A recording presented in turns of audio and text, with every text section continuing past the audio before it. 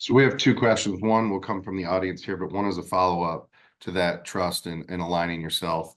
It, it would seem to me a challenge is initially getting to that trusted partner perspective versus big money advertiser. As you mentioned, how did you balance that early on, or what thought went behind that to moving from advertiser to trusted healthcare partner?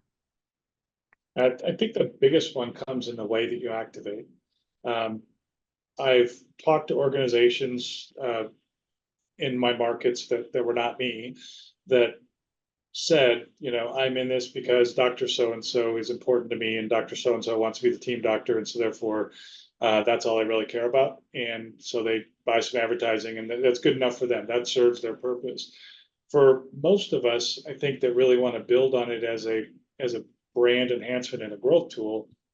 You got to work past that. You got to think about, what does activation mean? And oftentimes what that won't mean is a bigger sign in the stadium where, in the case of MLS, where you're essentially advertising to the same 30 to 50,000 people, every week all year long, and um, you're not necessarily reaching new people when you're in stadium, and it's not necessarily about getting a sign on something, although that's visible to some people. It's about translating that into actual patient speak. It's about getting it in front of your employees. It's about using it to build philanthropic energy and causes. It's about getting earned media. It's about getting your providers to get interviewed by the media partners of the team and such like that, so that again it's showing up to the consumer as wow, these guys really are, they must be the best because of how the team is showing up. And then I think it's oftentimes thought of, but not oftentimes thought of rigorously enough, is how to activate that internal audience, how to turn this into a team building tool, how to turn this into a reward and recognition tool, in a way that is accessible to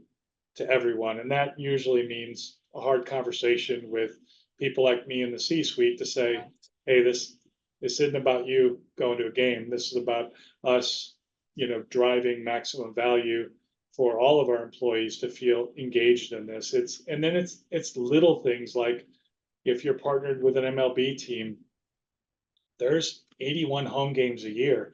Everybody announces their opening lineup. It takes next to nothing to get a team to say, hey, can one of our employees say, you know, welcome to the game today. Here's the Mariners starting lineup, and record 81 of those for them to use in a game.